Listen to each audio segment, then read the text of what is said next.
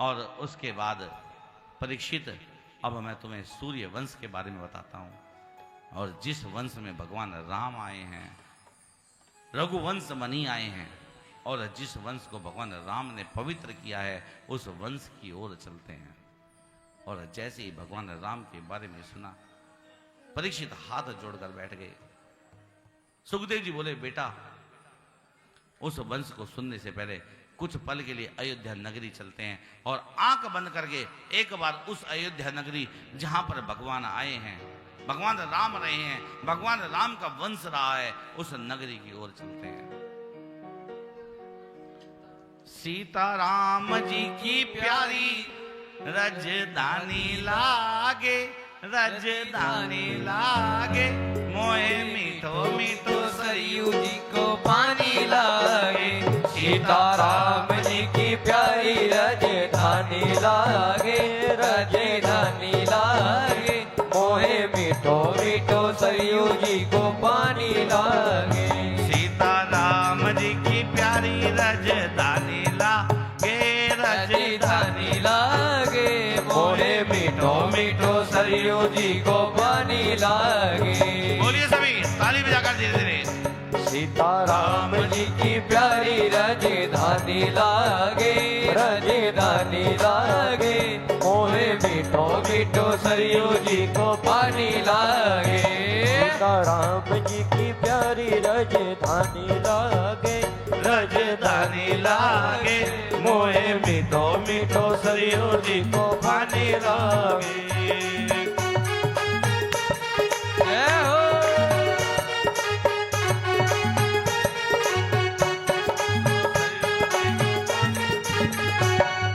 धन्य कौशल्या धन्य कैकेयी, धन्य सुमित्रा मैया, धन्य सुमित्रा मैया, धन्य सुमित्रा मैया, धन्य भूप दशरथ आंगन, खेले चारों भैया, खेले चारों भैया, खेले चारों भैया। मीठी तोतली रसीली, प्रभु की वाणी लागे, प्रभु की वाणी लागे, मोहे मीठो मीठो सरयू जी को पानी लागे। सीताराम जी की प्यारी राजधानी लागे, चलिए अयोध्या की ओर। राजधानी लागे, मोहे मीठो मीठो सरयू जी को पानी लागे।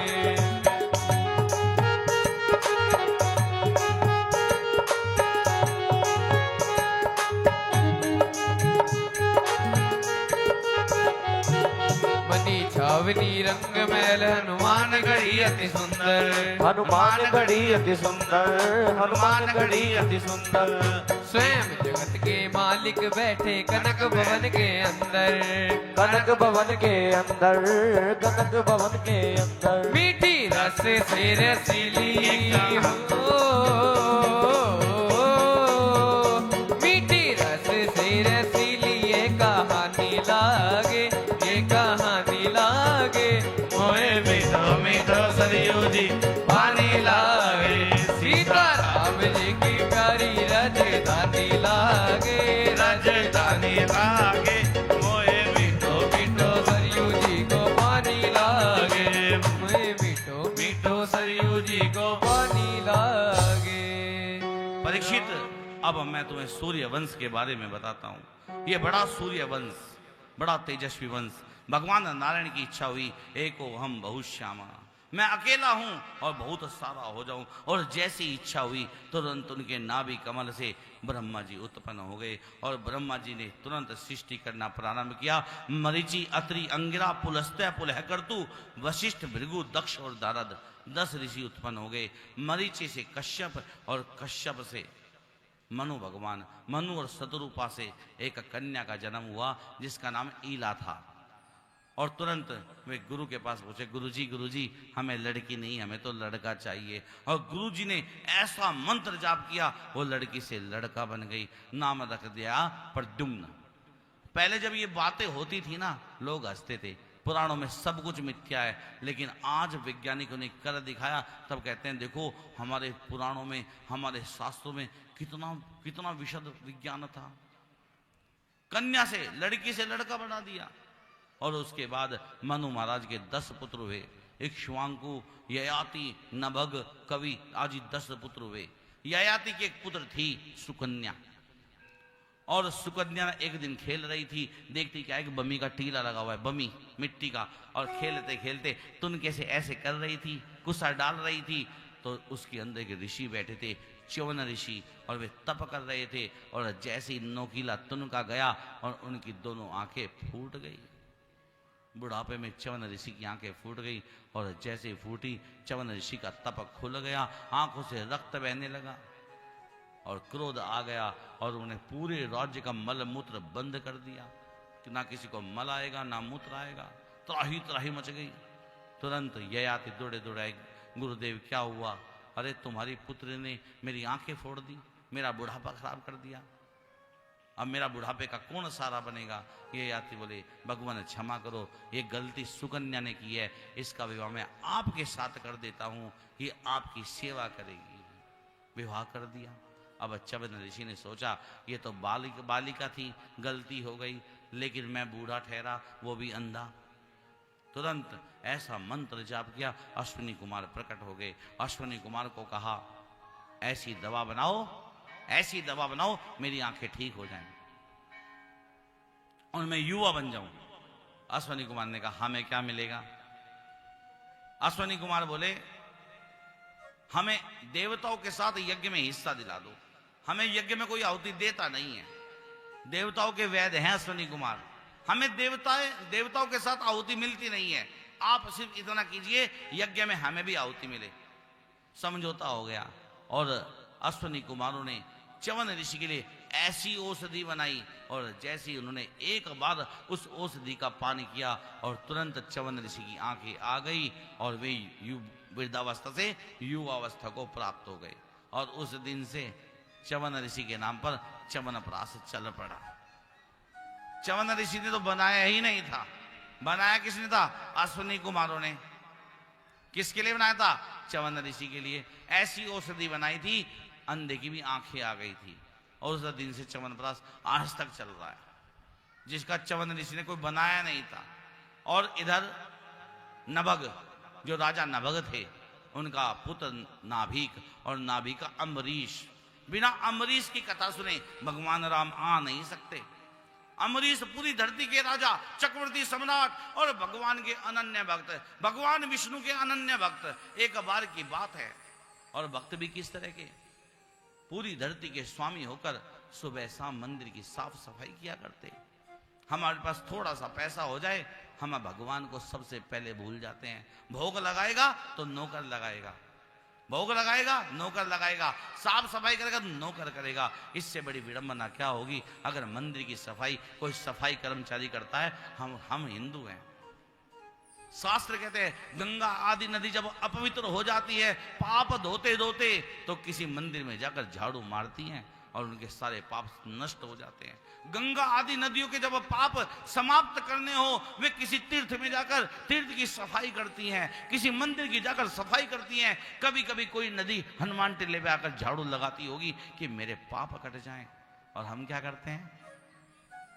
हम क्या करते हैं? हम गंदगी फैलाते हैं।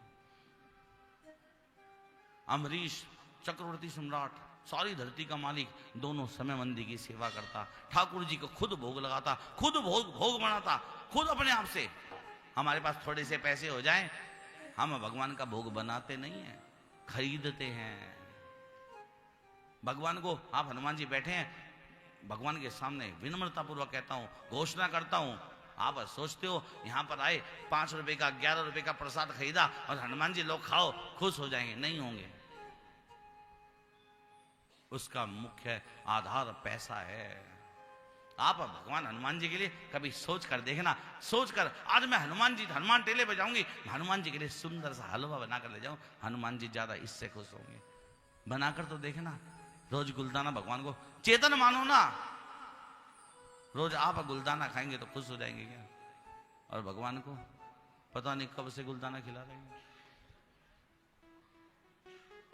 राजा अम्बरीश स्वयं भोजन बनाते, भगवान का भोजन लगाते और एकादशी का व्रत करते। कोई भी वैष्णव हो, भगवान को पाना चाहता हो, उसको जीवन में नियम बना लो, 3 काम किया करो। एक एकादशी का व्रत किया करो, तुलसी का सेवन किया करो, तुलसी को केवल गले में बांधने से आप वैष्णव नहीं है। तुलसी का सेवन, सेवन माने सेवा, अपने घर में तुलसी लगाओ, तुलसी का चरणामृत ग्रहण करो, कंठ में भी धारण करो। कंठ में तो धारण कर लिया, घर में तुलसी है नहीं, आप वैष्णव भी हो नहीं। एकादशी का व्रत बड़ा आवश्यक है और अम्बरीश जी एकादशी का व्रत करते।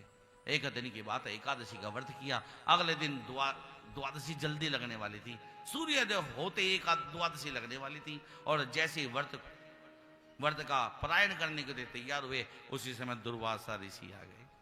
गुरुदेव प्रणाम, मैं आपको प्रणाम करता हूं, मैं राजा अम्बरीश आपके चरणों में दंडवत प्रणाम करता हूं, आप भोजन कीजिए, बड़े सुअवसर पर आए हैं। अरे सुअवसर तो ठीक है, अभी हमने स्नान किया नहीं है, अभी हम स्नान करेंगे तब आएंगे, तब आएंगे, तब भोजन करेंगे। अब चले गए शिष्य मंडली के साथ, अम्बरीश जी बैठे हैं। अब एकादशी द्वादशी लगने वाली, द्वादशी 6 थी, त्रयोदशी लग जाती, कैसे पलायन करूं, बड़ी समस्या। ब्राह्मणों से निवेदन किया, गुरुदेव क्या करूं, त्रयोदशी लगने वाली है, द्वादशी थोड़े समय के लिए है। तो ब्राह्मणों की आज्ञा मिली, एक काम करो, थोड़ा सा चरणामृत भगवान का ले लो तुलसी दल के साथ, तुम्हारा पलायन हो जाएगा।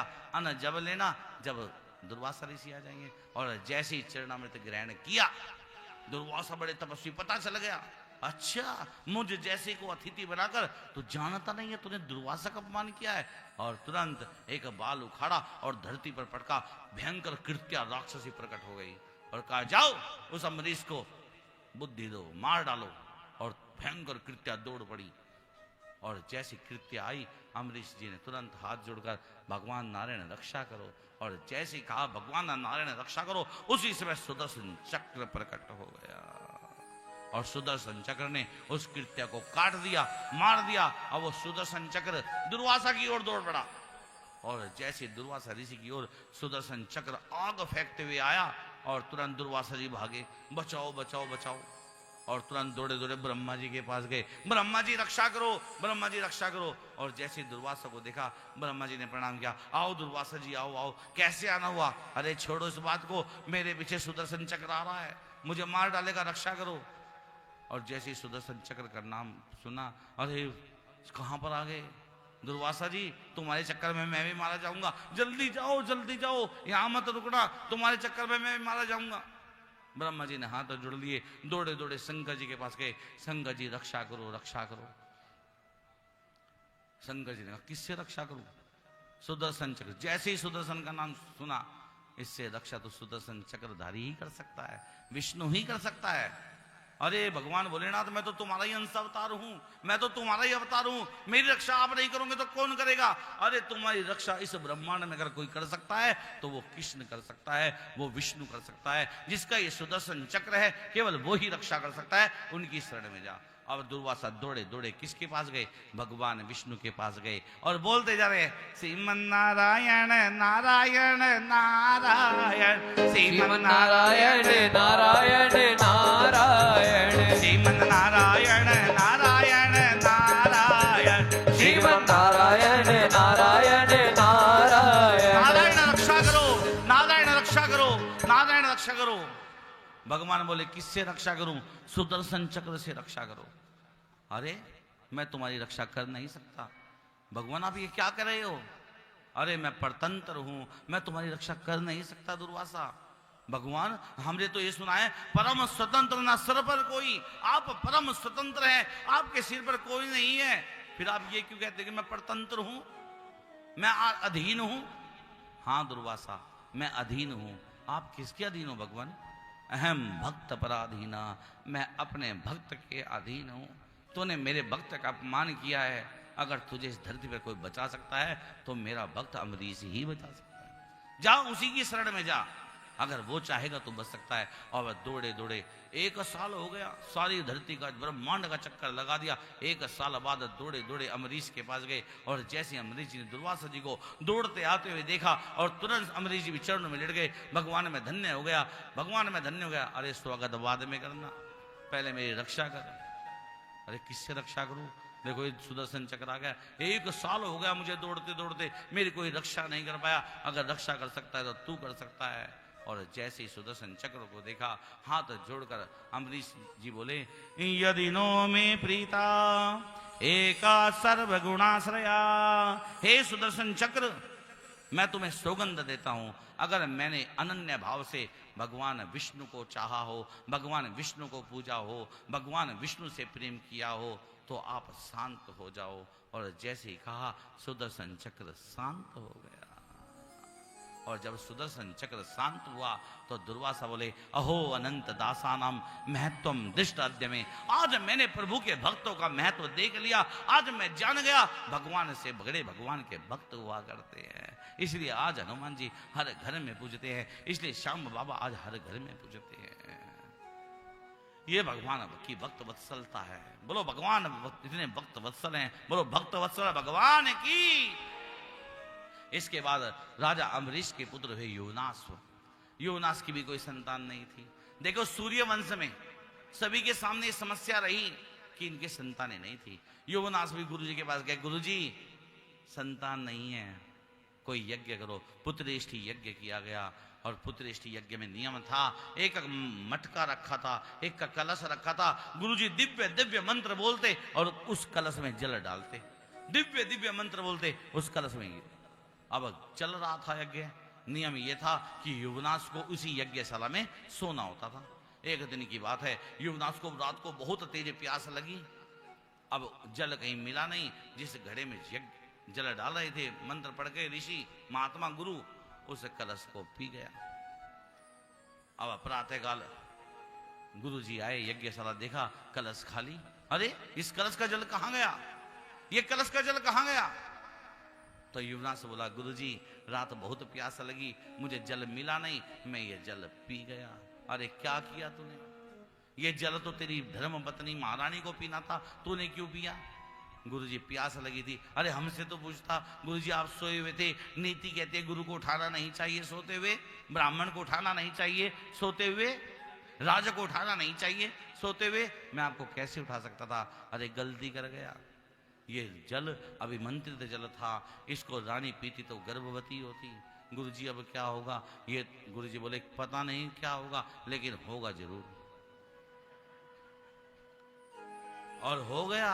युवनाश की 9 महीने के लिए छुट्टी हो गई, युवनाश भी गर्भवती हो गया। जब पहले इस तरह के प्रसंग सुनाते थे लोग हंसते थे, लेकिन आज ये सच चरित्रार्थ किए हैं वैज्ञानिकों ने।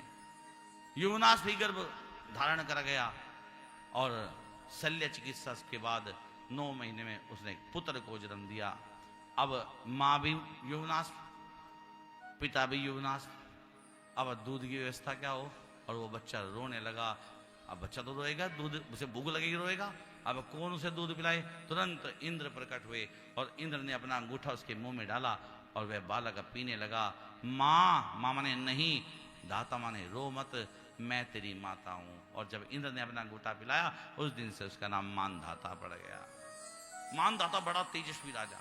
उसका पुत्र त्रिशंकु और त्रिशंकु के पुत्र हरिश्चंद्र हुए। हरिश्चंद्र की कथा सभी ने सुनी है। हरिश्चंद्र की, क्योंकि आज हमें भगवान को लाना है। अगर सभी कथा का, अगर सूर्य वंश के राजाओं की बात करें, 100 साल तक भी सूर्य वंश के राजाओं का इतिहास पूरा नहीं हो सकता। 100 वर्षों तक भी केवल सूर्य वंश के राजाओं को अगर मैं 3 घंटे रोज व्याख्या करूं तो सूर्य वंश के राजाओं का व्याख्या 100 वर्षों तक हो नहीं सकती। हरिश्चंद्र आए और हरिश्चंद्र के पुत्र रोहित, रोहित के पुत्र बाहुक और बाहुक के पुत्र सगर। राजा सगर के 60,000 पुत्र थे। राजा सगर के 60,000 पुत्र थे। और उन्होंने क्या किया? अश्वमेध यज्ञ किया। अश्वमेध यज्ञ के घोड़े को चल दिया, उसके पीछे 60,000 पुत्र चल रहे हैं। राजा इंद्र ने क्या किया? देवराज इंद्र ने उस घोड़े को कहां बांध दिया? गंगा सागर में जाकर, जहां कपिल भगवान तप कर रहे थे। राधे राधे, राधे राधे। जहां कपिल भगवान तप कर रहे थे गंगा सागर में, वहां जाकर घोड़े को बांध दिया। सगर के 60,000 पुत्र घोड़े को ढूंढते ढूंढते पहुंच गए गंगा सागर में। देखते क्या है? कपिल भगवान तप कर रहे हैं, घोड़ा बंधा हुआ है। क्रोध आ गया, अच्छा महात्मा जी ढोंग करते हो, बड़े ढोंगी महात्मा हो, घोड़े की चोरी करते हो। देखिए संतों का अपमान जिसने भी किया, परिणाम क्या हुआ? क्या परिणाम हुआ? यही काम परीक्षित ने किया, श्राप मिला और भगवान कपिल तप कर रहे हैं, अपमान कर रहे हैं। 60,000 पुत्रों ने कपिल भगवान के तप को खंडित कर दिया, उन्हें हिला हिलाकर उठा दिया। और जब उठ गए सगर के पुत्रों को कपिल भगवान ने श्राप दिया, जाओ भस्म हो जाओ।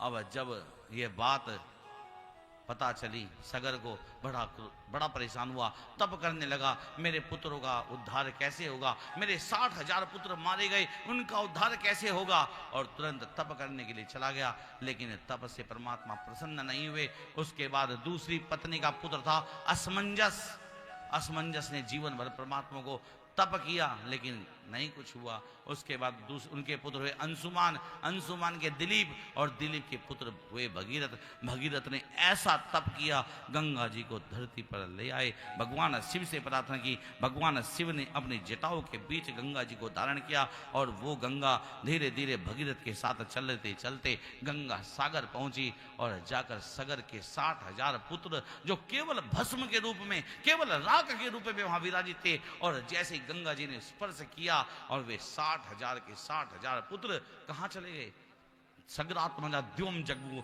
परमात्मा को प्राप्त हो गए। ऐसी गंगा जी की महिमा है। यह जल स्पर्श मात्रेण, जिस जल के स्पर्श मात्र से ब्रह्म दंड हतारपि, वे जो सगर के पुत्र श्राप से राख बने थे, वे भी कहां चले गए, स्वर्ग को प्राप्त हो गए, वैकुंठ को प्राप्त हो गए, परमात्मा को प्राप्त हो गए। ऐसे भगीरथ और भगीरथ के पुत्र हुए नारी कवच के ऋतुपर्ण, उसके सौदास्व और सौदास्व के खटवांग की कथा दूसरे दिन आई थी। केवल जब पता चला कि मेरी मृत्यु 48 मिनट बाद है, एक मुहूर्त बाद मेरी मृत्यु है, और सब कुछ छोड़कर वो परमात्मा से जुड़ गए और परमात्मा को प्राप्त हो गए। ऐसे महान राजा खटवांग, उनके पुत्र हुए राजा दिलीप, और दिलीप के पुत्र हुए रघु, और उस दिन से इस कुल का नाम रघुकुल पड़ गया। रघुपति रीत सदा चली आई, प्राण जाए पर वचन न जाई। इतने तेजस्वी राजा रघु के बारे में सिर्फ मैं इतना बताना चाहूंगा, रघु इतने तेजस्वी राजा थे। एक बार रघु के पिता ने भी यज्ञ किया था, अश्वमेध यज्ञ, और घोड़ा इंद्र चुरा कर ले गया। और जब इंद्र चुरा कर जा रहा था, राजा रघु ने कहा, अगर जाना है तो मुझको हरा कर जाओ, मुझे पता है कि इंद्र तू ही होगा। और ऐसा भयंकर युद्ध हुआ, जो इंद्र का शस्त्र था वज्र, और फेंक कर मारा, और जब रघु की छाती पर लगा और रघु गिरे और तुरंत उठ गए। इंद्र बोला, इस वज्र को आज तक कोई सहन नहीं कर पाया। जिसने मनुष्य शरीर धारण किया हो वो वज्र को सहन कर ले, और इस वज्र को तू सहसा पूर्वक, पता भी नहीं चला तू सहन कर गया, तेरे जैसा वीर हो नहीं सकता। एक से एक कहानियां रघु की। रघु के बेटे अज, और अज के बेटे दशरथ, और दशरथ के घर 4 बेटा। भगवान राम, लक्ष्मण, भरत और शत्रुघ्न ने जन्म लिया। भगवान राम की दशरथ के भी कोई पुत्र नहीं है, और बुढ़ापे में इच्छा हुई कि मेरे पुत्र हो। गुरुजी के पास गए, गुरुजी कोई संतान है नहीं, कोई यज्ञ करो। तो गुरुजी ने भी यज्ञ किया, और जब गुरुजी ने यज्ञ किया और ऐसा यज्ञ किया, इधर तो यज्ञ कर रहा है कौन, दशरथ, उधर देवता सभी गौ माता को लेकर ब्रह्मा जी के पास गए। ब्रह्मा जी रक्षा करो, इस रावण ने परेशान कर रखा है, बहुत परेशान किया है, बहुत परेशान, इतना परेशान किया है कि धरती भी चलत दशानन डोलत अवनी, जब रावण चलता था तो धरती भी कांपती थी। इतना दुष्ट आत्मा, हमारी रक्षा करो। और तब भगवान नारायण की प्रार्थना की, भगवान नारायण प्रकट हो गए, अरे चिंता मत करो, देखो राजा दशरथ यज्ञ कर रहे हैं, इन्हीं के घर में अवतार लूंगा, मैं आऊंगा, चिंता मत करो।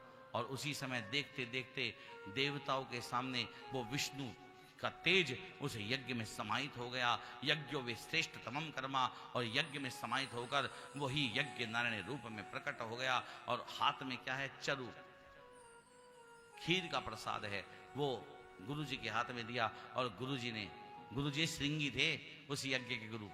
दशरथ का यज्ञ श्रृंगी ऋषि ने किया था, और उस चरु को उन्होंने दशरथ को दिया, और दशरथ ने 3 रानियों को बांट दिया, और उनके घर में 4 बालकों का जन्म हुआ। राम लक्ष्मण भरत शत्रुघ्न।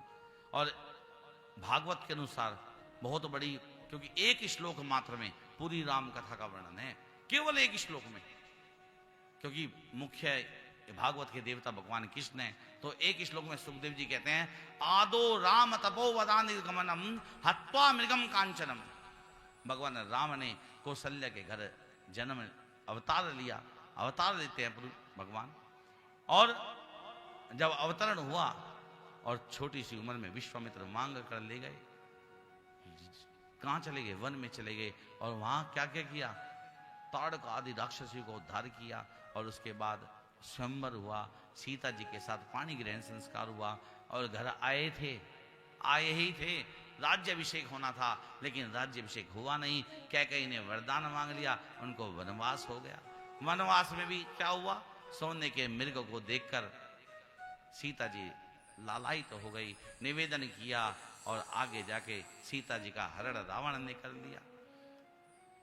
हनुमान जी जाते हैं, पता करते हैं, और पता करने के बाद पता चलता है कि सीता जी रावण की लंका में है। और रावण का भयंकर युद्ध होता है, रावण मारा जाता है। राम भगवान पुनः आकर अयोध्या जी में आकर राम राज्य की स्थापना करते हैं।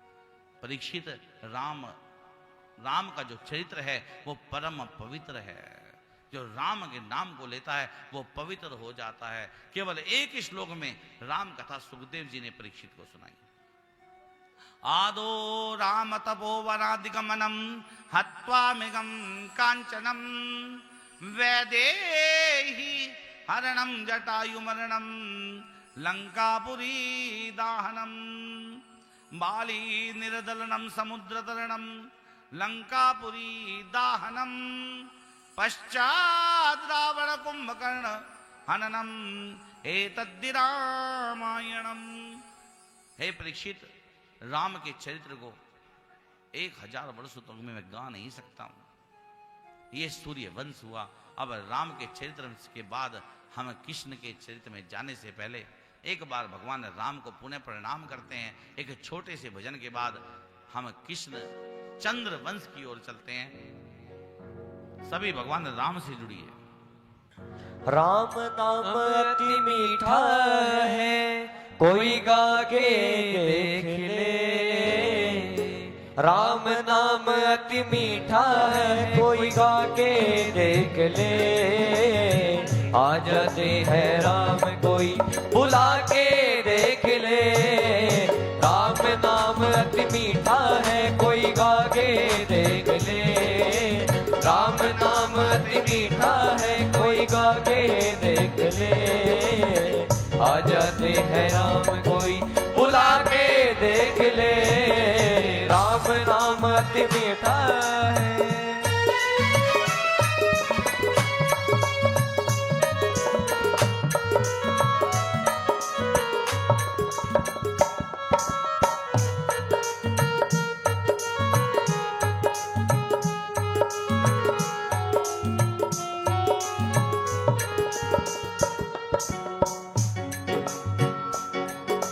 जिस घर में अंधकार वहाँ मेहमान कहाँ से आए। जिस मन में अभिमान वहाँ भगवान कहाँ से आए। जिस घर में अंधकार वहाँ मेहमान कहाँ से आए। जिस मन में अभिमान वहाँ भगवान कहाँ से आए। अपने मन मंदिर में जोत जला के देख ले। अपने मन मंदिर में जोत जला के देख ले। आ जाते हैं राम कोई बुला के देख ले। राम नाम अति मीठा है, कोई गा के देख ले। राम नाम अति मीठा है, कोई गा के देख ले। आ जाते हैं राम कोई बुला के देख ले। राम नाम अति मीठा है। बोलो सियापति रामचंद्र महाराज की, पवन सुत हनुमान की।